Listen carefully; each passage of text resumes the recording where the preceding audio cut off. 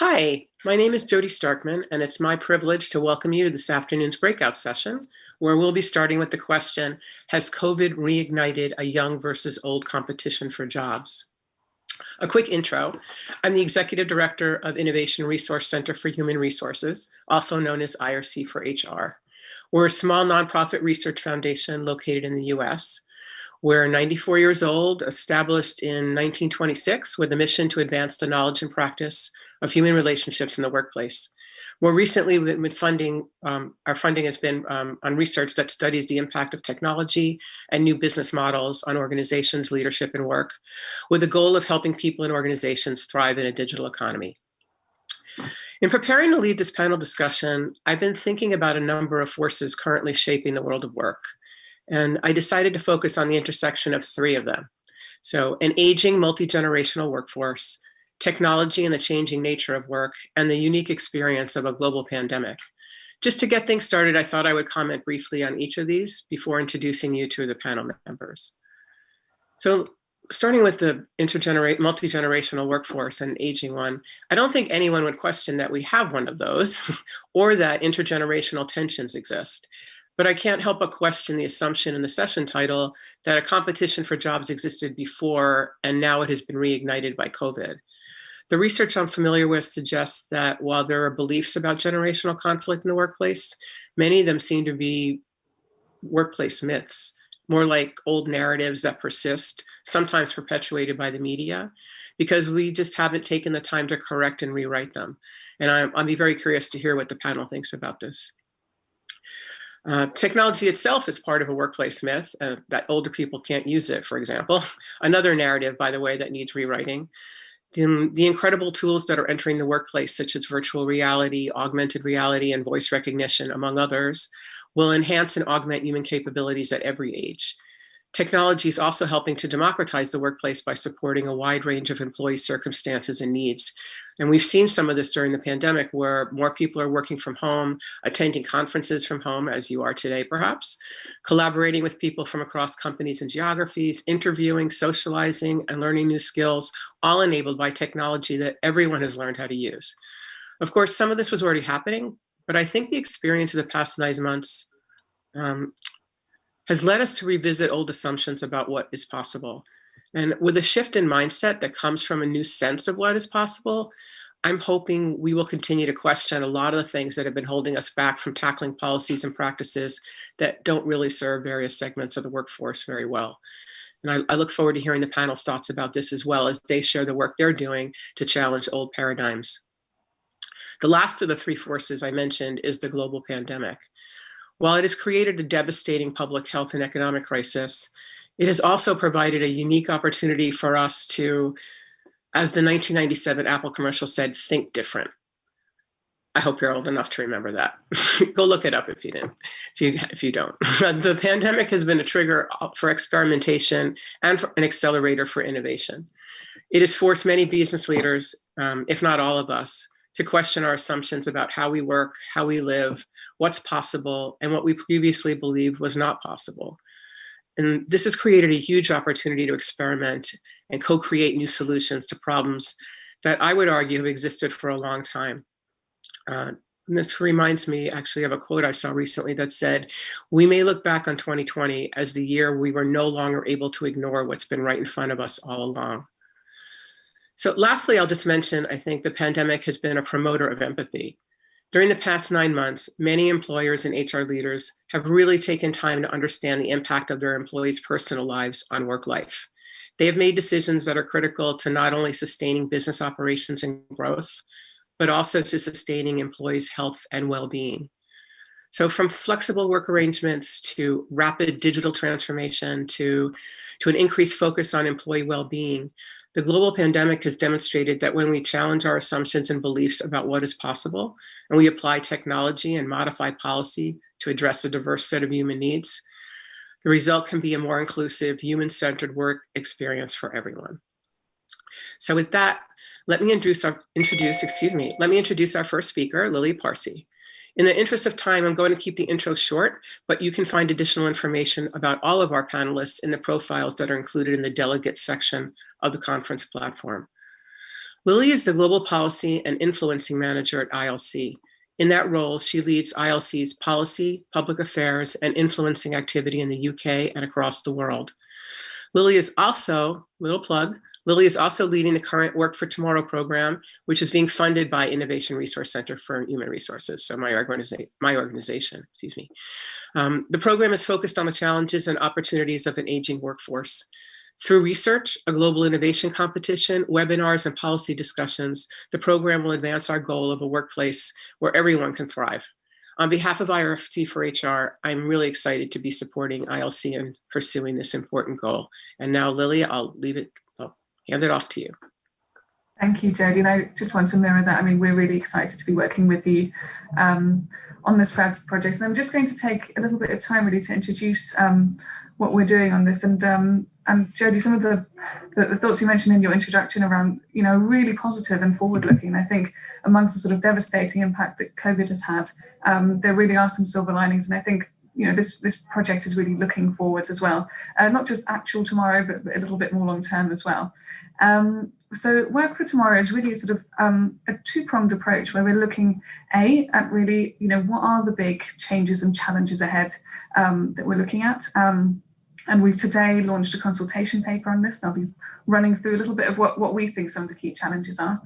And then that will form the basis of the second step, which is, as Jody mentioned, an international innovations competition that will seek to identify and reward the most promising innovations in this space. And so absolutely as well, actually, if you're listening and you have an interesting innovation that is responding to this, I will be sharing my contact details at the end as well. So do get in touch with us. So, where did we start with all of this? We're living longer. We know that across the G20, 1 in 3 workers is already aged 50 and over. And actually, this trend is going on. It's not stopping there. In the next 20 years alone, that's set to increase to 4 in 10 and so on. So clearly that, alongside some of the other trends that Jody outlined, so the growing role of tech and AI that will change the type of work we're doing, COVID, which has really acted as an accelerator in bringing forward some of the sort of more flexible working arrangements that lots of people have been calling for ages. This is going to fundamentally reshape the workplace. It's not going to just affect older workers, and obviously in the context of this conference today, looking at generations, it's going to affect older workers, younger workers, but really actually fundamentally reframe how we plan the future workplace. So economies have to adapt. We know that sort of contrary to what we often think of as older people and aging as a problem, as a cost, a drain, we know that we're actually working more as we get older. We're contributing through things like volunteering, through caring, through spending. So there's a huge sort of potential longevity dividend that could be gained if we adapt to this. But clearly we do need to change things. And I think it's important to say that this isn't sort of coming from nowhere. We actually need to make sure that our businesses, our employers, our practices, our policies are adapting in line to keep up with the change that's happening around us. And we know, and there's lots of research, and there's some here on this slide, there's huge dividends. So actually, every business should care, every government should care that we're making the most of it. It's not just a nice to do, it's a need to do. And within this, employers have a big role to play. So I won't be going through this in too much detail, but from midlife career reviews to good arrangements around sick leave, to workplace vaccination programs, and much more. There's a lot that an employer can do, and there's huge potential for innovation beyond this as well. So we will be launching this international innovations competition.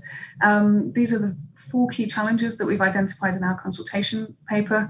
And I should mention this is available on our website as well, and we are asking for input. So do take a look as well. And these are the sort of main 4 challenges that we'll be focusing on. So the first challenge is around good health.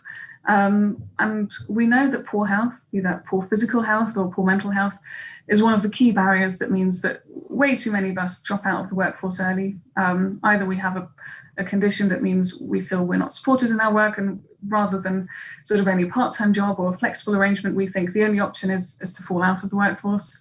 In the UK alone, between the ages of 50 and 64, there's about 1 million people that leave the workforce early, involuntarily, simply because they have a health or care need or are caring for a loved one themselves.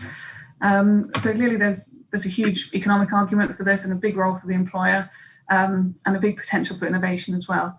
Both to support people with physical health needs or mental health needs that they already have, but also to make sure that our workplaces aren't making us unhealthy, and that actually we're promoting well-being, physical and mental, in the workplace. The second challenge is around knowledge, skills and competence. We know that there's a big mismatch between the skills we have and the skills we might need in our job. And there's much more that can be happening around that. We also know that older workers are far less likely to receive or take up training than their younger colleagues. And as Jody mentioned, there's often these assumptions that at a certain age we just can't learn anymore, we can't develop, we might not understand tech. We also know that actually we're not really doing enough to enable knowledge transfer between generations within the workplace. Or actually that certain industries are really heavily, in a certain age group. So here I think we're looking at, ensuring that professional development, in whichever direction that might be going, it could also be going towards a more part-time role, a slightly different role, is available to all. And, so this ties in with questions around lifelong learning. And to rethink a bit how we can retain organisational knowledge and facilitate knowledge transfer within the workplace. The third challenge we focus on is a very big one around age discrimination, and we know that's a really important barrier in the workplace. It's a really big barrier to getting into work. So we know there's a lot of ageism in recruitment processes. We know that, and there's been lots of research coming out recently during COVID that people who are in their later careers who have now been made potentially redundant or on furlough find it a lot harder to find work again. But ageism also exists once you're in a job, or if you're still in a job. So coming back to the sort of training opportunities, we know that there's much less space for personal development as you get older, and similarly there's internalized ageism. And again, I think that this isn't just about, clearly there's moral argument against any sort of discrimination, but there's also a really important economic one. And again, there's no business really that shouldn't have to be caring about this. And if we make sure that we've got an age-inclusive workplace, actually we'll be working better. So it's about combating bias, bringing together diverse perspectives. We know that multi-generational workforces tend to work better, partly because there's a diverse base of experiences, a diverse base of talent, and making sure that all of these voices are heard. And the final challenge, and it draws really on all of these, is that actually, our workplaces are changing, the type of work we're doing, but very importantly also our working lives are changing. In the context of an aging society, we're much more likely to be providing care at some point. In fact, most of us will be caring at some point in our lives, and often we'll find ourselves with multiple caring responsibilities at the same time while we're juggling work and needing to build up pension provisions and so on. And this is growing. So the sort of term of sandwich carers, where we might be caring for a parent at the same time as we're caring for children, or we might be caring for a partner at the same time as we're caring for grandchildren, or much more complex arrangements. There has to be more flexibility, because again, otherwise we're just going to lose out on talent. We also know that while this idea of flexible working arrangements is often talked about, actually in reality, it's not really happening in practice that much yet. And hopefully the pandemic is really an accelerator in this space, and has shown employers that people can be productive even if they're working from home, for example. That actually you can stay connected as a team even via these virtual sort of settings as today. And we know that while we've been speaking about things like phased retirement for a long time as well, it just isn't really being put into practice. And lots of people do still face it. You sort of, going from full-time work directly into retirement, and beyond the effects it could have on the person, the difficult, it also loses out on the potential for people who might still want to carry on working on a part-time basis. And here, of course, we're talking about how can we better allow for care, offer flexibility, foster phase retirement.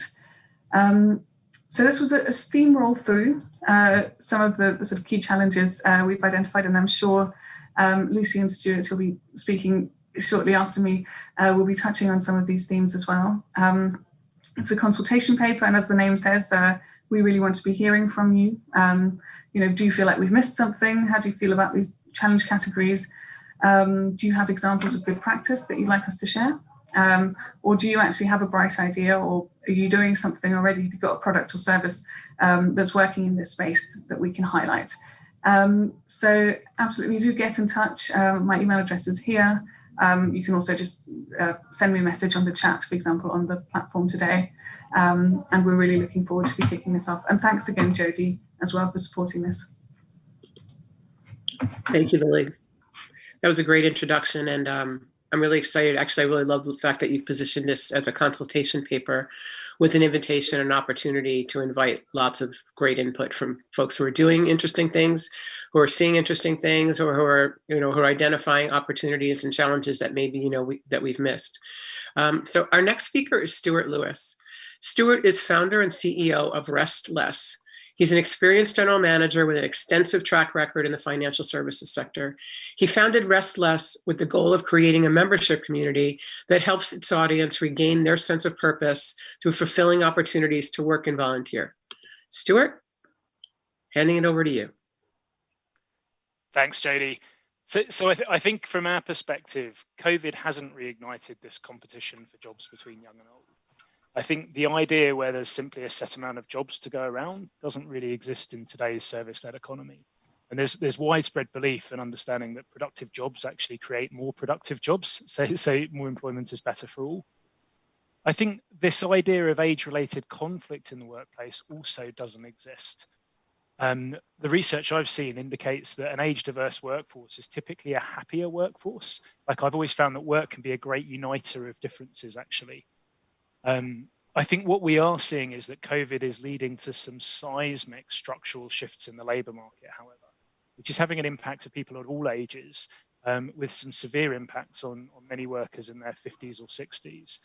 I think I always like using retail as an example of one industry that's undergoing these sort of seismic structural shifts. So if you think we've seen 5 years of acceleration in the trend towards online shopping in just 5 months, everyone would have seen the recent headlines about mass redundancies at Arcadia and at Debenhams.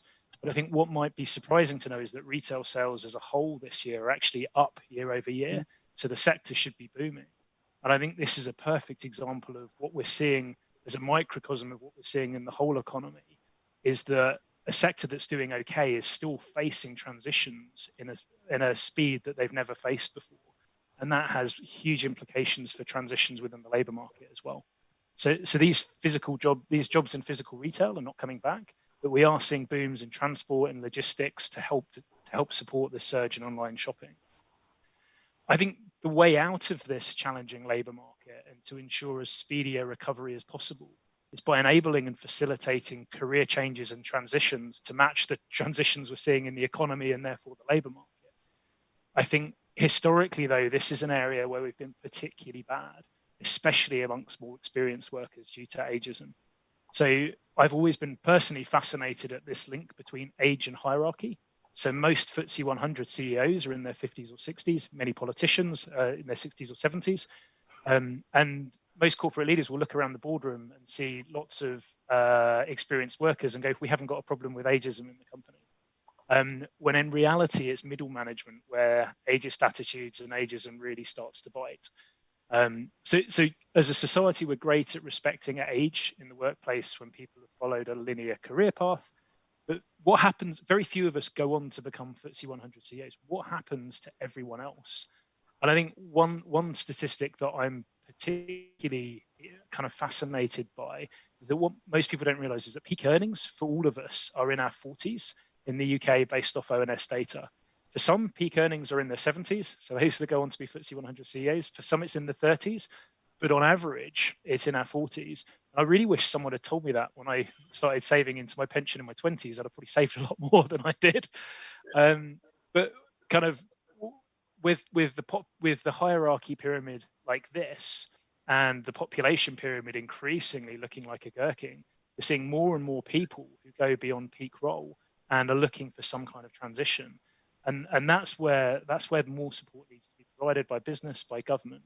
I mean, almost universally, this is where the classic line, "You're overqualified," comes up, which many of our members tell us they hear routinely through job interview process. And transitions are blocked rather than encouraged. I think what employers are typically trying to understand with that "you're overqualified" statement is that, are they going to be difficult to manage? Are they going to get bored quickly? Valid questions to ask, but rather than exploring those questions, they can almost get dismissed and lumped together as being overqualified. We almost come at it from the other angle, as like, surely you're getting more for your money. Like, it's a wonderful opportunity rather than something to be feared or concerned about. And I think so. Enabling and facilitating these transitions is essential into new organizations, new career pathways at any stage of life. And I think with COVID provides us that wonderful opportunity to make this encore career idea a reality if we put the right building blocks in place. That's great. Excuse me. That's great, Stuart. Thank you. Lastly, we've got our final panelist, Lucy Standing. Lucy is founder of Brave Starts, a career change and job shadowing service in the UK, targeted at helping those over 50 lead fuller working lives. Again, you can learn more about Lucy's background in her delegate profile. I will just add that I learned from LinkedIn that Lucy is someone who can be relied upon to supply cake and humor and sometimes wine when it counts. So in our virtual session, we will unfortunately have to give up the cake and wine, but I look forward to some humor along with the passion and insight that I know Lucy brings to her work. Lucy, passing it over to you. That's very kind. And yes, I am a good supplier of both cake and wine. I think just to kind of thank you very much for your introduction, Jodi. I really appreciate it. I just want to, because nobody else will have heard of Brave Starts, because we're a small not-for-profit and we have no money for marketing. Our programs last for about 3 to 4 months, and we take people through a process where we do arrange for them to spend time with people doing the jobs that they actually want to learn about before they do anything that's really drastic, like quit and retrain to become a coach, only to find that actually the market's flooded and no one will buy their services. Or maybe they actually don't want to run that wonderful hotel that they had in mind. And I'd say that happens for about 30% of our clients, but actually 42% of the time, people don't quit.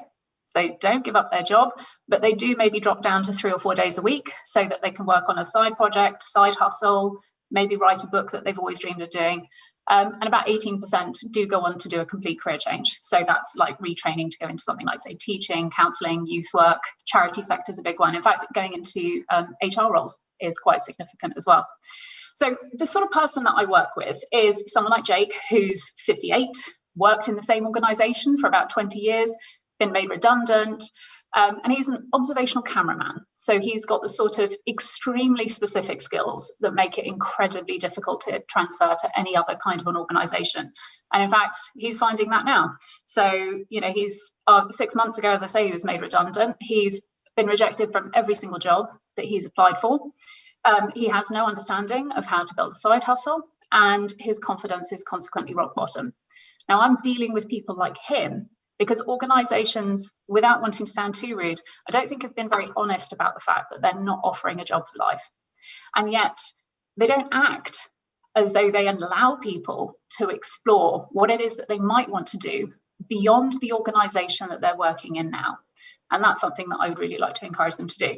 I've probably had about 30 conversations this year with different HR directors who have said about the problem of, people job hoggers. And maybe that's where this conversation for the panel has come from. People who block positions because they've been there for 20, 25 years. They're now in their 50s and coasting very expensively towards retirement, but not necessarily hugely engaged in their work. Now, I don't know about the blocking thing, but I do know about the engagement thing, thanks largely actually to a study done by London School of Economics, exploring the relationship with tenure, age, and engagement at work. And what is absolutely clear is that there is a clear relationship between tenure and engagement in work. Specifically, the longer you are in a job, the more likely you are to be bored and therefore disengaged. So it's it's not exactly rocket science. I mean, I think the more complex a job, actually, the more that's more likely to keep someone engaged for longer. But on the whole, tenure is a strong relationship with disengagement. And this is a problem entirely because of this approach, if you like, to not enabling people to explore or develop or think about what it is that they might want to do next, or even encourage them to be a bit more personally responsible for their future careers. So I want to give you 3 ideas. So Lily's already given some very clear thoughts and guidance. Stuart, again, thank you very much for eventually pitching my case. But I think there's some other things that I want to share with you that I would encourage you to do that are, as far as I can work out, free.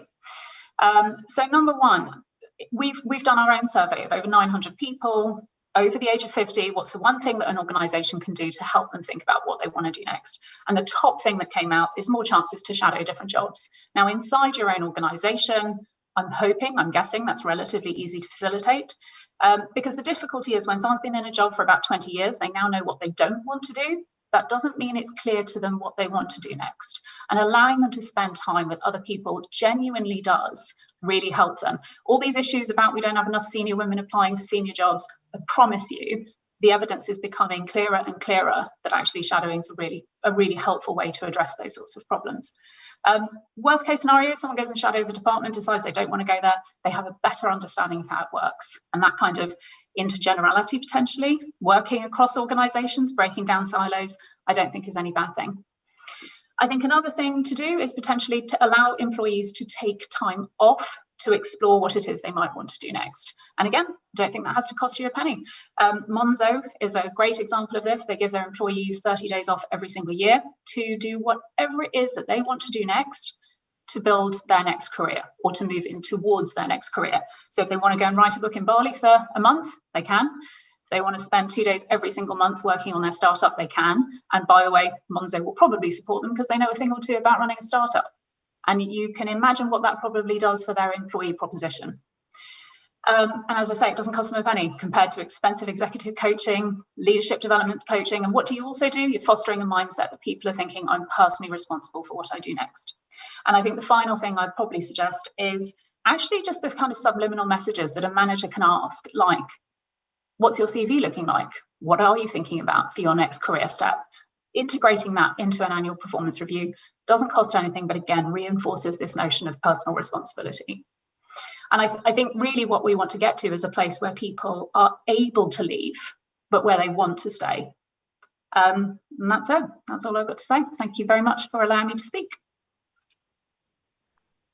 Well, I'm certainly glad that we did. That was wonderful, Lucy. Thank you. And I think a lot to think about. So maybe one question did come in from the Q&A. So let me just start with that one so I make sure we get to it. And it's from, excuse me, Tony Zollinger.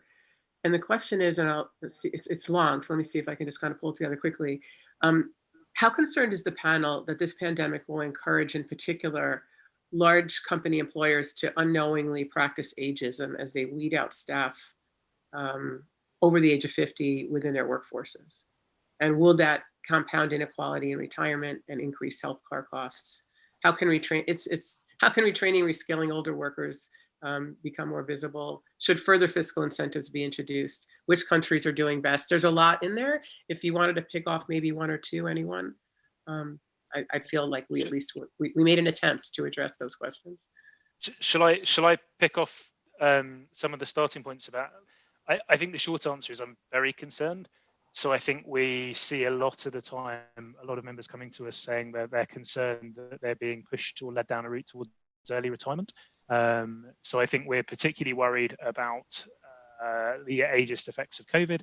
I think early on in the pandemic, when it was less well understood, I think we actually saw people worried about working with our audience for fears of health concerns. So while coming from a kind and well-meaning place actually is the classic kind of discriminatory backdrop that can cause problems. I think you're also right. Some of the around the pension retirement provision. So if you think back in 2008, 2009, in the last recession, women could retire at 60. Today it's 66. It's quite a significant jump. And yet I'm not sure attitudes towards expectations of people working in their early 60s are where they need to be. And there's almost this gap between when the government is expecting people to work towards and when employers are expecting people to work towards. So there's definitely a few things that make us concerned there, which obviously feeding into financial retirement savings, it's not going to be a short-term painful point. It risks hurting retirement incomes for decades to come. I mean, I think the only thing I would add is that, always kind of coming back to this intergenerationality point about, I don't think that this is something that, I don't think you should encourage career change or dropping down to flexible working or doing anything like that at a particular age group. I think if these things are made available to everyone, then what you will probably find is that more people over 50 will want to take up those opportunities simply because they're more likely to have been in their job for longer and therefore be bored. They are, at this point in their life, really, really driven, as opposed to younger people who might be more driven around kind of drivers towards aspiration and acquisition. People in their 50s genuinely are. People's values do change as they get older. And when they do get into their 50s, 60s, actually, they are more concerned with learning new things, maybe wanting to go off and do that Latin degree that they always wanted to do. And as I say, I mean, actually, if I look at what people are driving to do, it's very much around the working in the charity sector, giving back, all these sorts of things. So I don't see this as being a one solution for one age group. I think it's a solution for all, but people will voluntarily choose what suits them. And people like control. They like being able to make decisions for themselves. Lily, can you add anything about maybe what countries are doing best?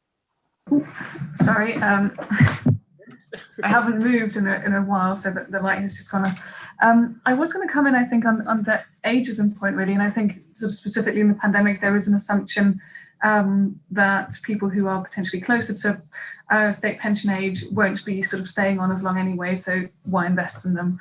And I think our notion of sort of lifetime jobs is very antiquated. I mean, there are very few careers where people stay in a single job for that long. So actually the likely sort of continued tenure after, say, if you were comparing a sort of 25-year-old versus a 50-year-old in the job market in your sort of organization at the moment, you're very unlikely to be seeing that 25-year-old for more than 15 years if you were to base it off a sort of state pension age staying in the company anyway. So I think we do still have the idea of sort of younger people are an investment, and after a certain age, that's not the case anymore. And I think, if more companies generally take the approach that Lucy was talking about, where actually you're encouraged to think a bit more about next steps anyway, then maybe even more so. But I think the idea that, an older person, we'll lose them soon anyway. I think, similarly, younger people are very unlikely to be staying in the same company for, 40, 50 years of their working lives.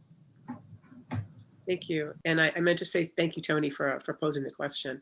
Another one just came in from Julio Randall Khan. Have the panel seen any examples of AI-driven apps or platforms to help older workers with diagnostics and help to navigate them to the next phase or on their career? So I'm assuming diagnostics in terms of interests or skill assessment, that kinds of things. I have a strong opinion about it. So, I mean, I've just done a review of 16 of the top, I guess, freely available career survey tools that you can do, and they will never work. They will never, ever be able to predict what job you will go into next.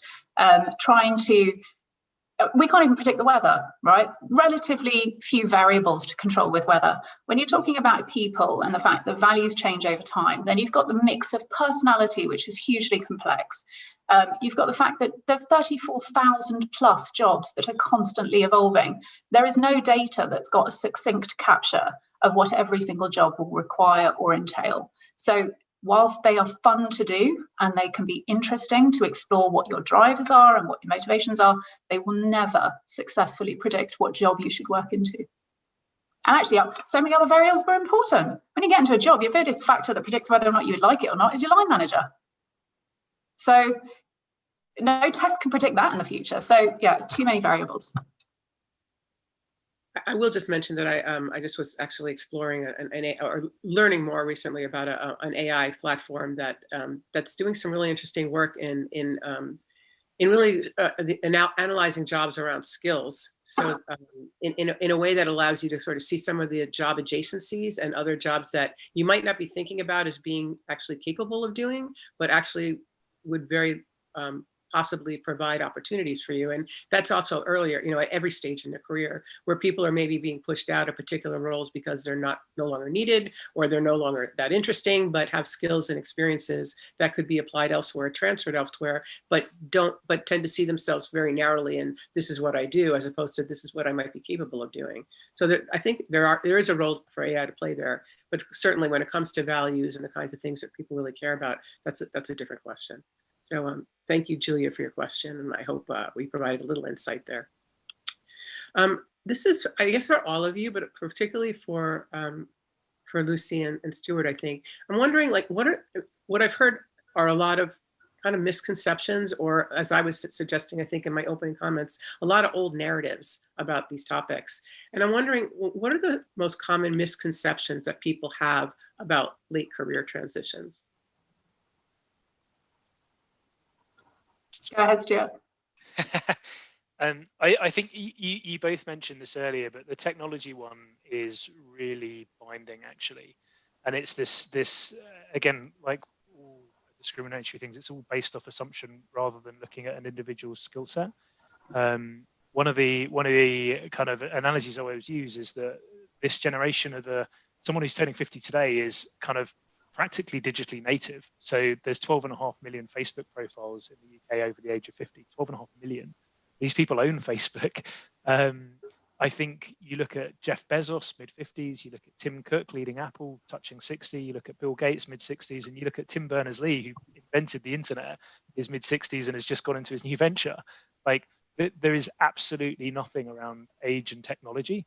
There is around some individuals get technology, others don't. Others have had some people haven't had the exposure or the ability to kind of upskill themselves in the same way on it. But as soon as technology and age are used side by side, it's one of those assumptions that makes my eyes roll a little bit. Yeah, I would fully agree with that. And again, the evidence is pretty strong. There is certainly things like some decline with age around things like cognitive processing speed and things like that. But does that necessarily lead to performance in a job, which is actually, I guess, the thing that people care about? And the answer to that is no. The thing that actually improves with time and improves with age is something that's called crystallized intelligence, which is all things like, how do people react when shares catastrophically drop off a cliff, and what's the best way to engage with this patient who is really worried and upset about their mother and things like that. So actually that kind of crystallized intelligence does improve and increase with age. And in fact, things like verbal ability, like spelling, grammar, those sorts of skills, actually peaks at about 65. So yeah, definitely go after the older people. And generally speaking, older people are happier at work anyway, because they've got a better idea of what they want. So I mean, it's a total no-brainer. Yeah, I think how we change the narrative is something for us to think about.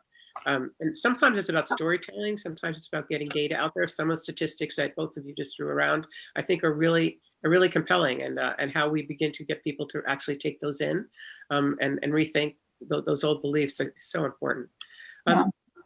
This also, so I'll get back to you, Lily, in a minute, but Lucy and Stuart, these again with you in mind. I'm wondering, I'm actually very excited about the two startups that you both lead. And I'm wondering if you could tell us about a recent success story that you're, especially proud of. And in addition to telling the story, maybe a little bit about, like, what were the critical success factors that led to that outcome, so that, we can think about how to replicate those. Shall I go first this time, Stuart? Yep, go for it. I think my favorite case study is actually a woman called Rosetta Ahmed, who is actually someone who's never worked. She got married when she was about 21. She's Black African native, I suppose, moved here in her mid-20s. So she's now kind of late 40s and really quite passionate about fashion and kind of African fabric designs, and was being ripped off left, right and centre by the likes of Amazon, unregulated industries wanting to charge huge amounts of money for things like social media and all these things.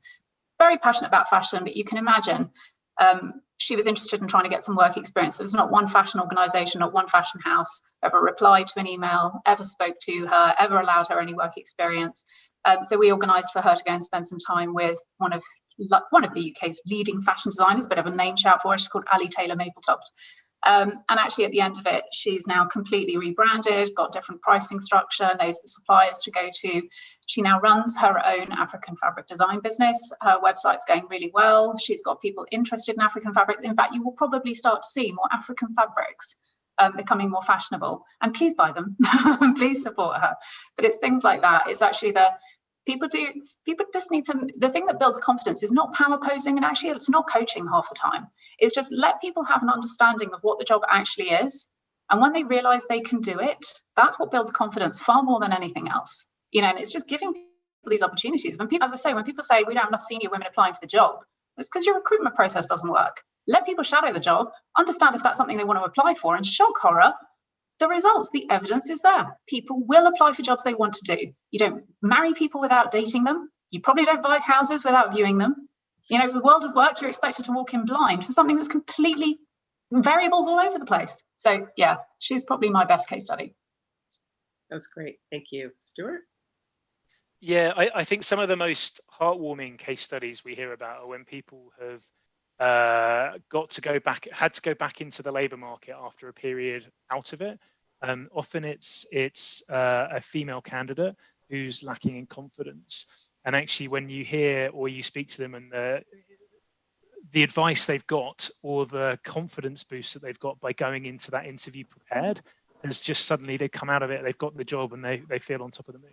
But I definitely echo those pieces from Lucy around the self-limiting beliefs, actually. So kind of helping people raise their own confidence levels and raise their own view of themselves. I think some of the most the stories that resonate the most with me are often come around midlife entrepreneurship, something close to my heart. But we hear wonderful stories, actually. So nearly 1 in 2, 45% of all self-employed workers in the UK are over the age of 50. So there's it's just another stat that's quite surprising for many people, not at all surprising for others. But there's a real surge in midlife entrepreneurialism, and just the stories. There's literally so many to talk about.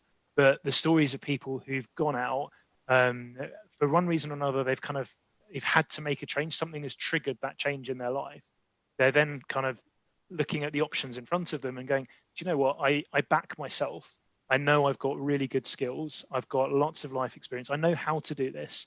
And you kind of see them taking those first, you break down what is an insurmountable goal into those first steps of research, and suddenly they're off. And as soon as they get the whiff of it, and as soon as they get the sense of, oh, do you know what? I can do this, then it's quite uplifting, actually. They're some of the most inspirational stories we have. Thank you. Yeah, I've been doing a little bit of research in this area, and my experience, at least what I see, echoes what you say, Stuart, which is that there are more midlife and later life entrepreneurs, and they also tend to be more successful. Mm-hmm. So again, another one of those narratives about, oh no, in fact, there's a venture capital firm that started in the US recently, very good sized, well-known people who went into it. And their focus is on only older entrepreneurs and entrepreneurs selling to the older market. And someone who was interviewing, the startup leader, who's now I think in his 80s, said, well, if you could give to younger people, wouldn't you prefer to? And he said, look at the data. And so yes. Again, I think this need for data to really clarify and correct old stories is really desperately needed. Lily, I wanted to get back to you because I'd love to hear. I know you. ILC sponsored an Innovating for Aging competition in 2018. And just to give people some ideas about, what can be accomplished, I'm wondering if you can share a few highlights that emerged from that program. Sure, absolutely. And just to clarify, we didn't sponsor it as we are a small charity ourselves, but we did run it. Oh, sorry. So I think, and in part, this is also why I think lots of our work as a think tank, is at the sort of policy level and the sort of recommendations we make. And while obviously that is very important, and we're not saying, look, let's scrap that and move on to other things. The reality is that people's lives are very, very much also formed by the kind of products and services they see. In this particular case, you know, the workplaces they work in, their employers, are probably in some ways almost more important than the sort of policy structure. Obviously, the policy structure is there to support it, but I think that is what made that the previous project very exciting, because you feel how, you know, changes are a lot quicker as well when you don't have to have it go through loads of processes. When actually, you know, when someone as an employer decides to make a change, that can be almost instantaneous. And so you have, you know, like Lucy and Stuart have shared today, but, you know, you have those real effects on people's lives. And I think that's what we're really hoping to do through this competition as well. That's great. Thank you. And I just realized we're coming up on time, and I just need to let everyone know that there's a 15-minute break now before you go into the final sessions of the day. So I'm going to take just one extra minute just to say thank you to all the panelists, and also to just, you know, very quickly summarize by saying there's so much opportunity here, which I always think is a good thing. You know, you could also call it there's a lot of need and some big gaps, but a lot of opportunity, and obviously a lot of great creative thinking and ideas about how to fill those gaps. And also a lot of ideas that are not very expensive. they just require you to think different, going back to the Apple ad. So I thank you again, ILC, for inviting me and allowing me to lead this wonderful panel of great thinkers and people who are out there really making a difference. And to everyone who's watching, please enjoy the rest of the conference.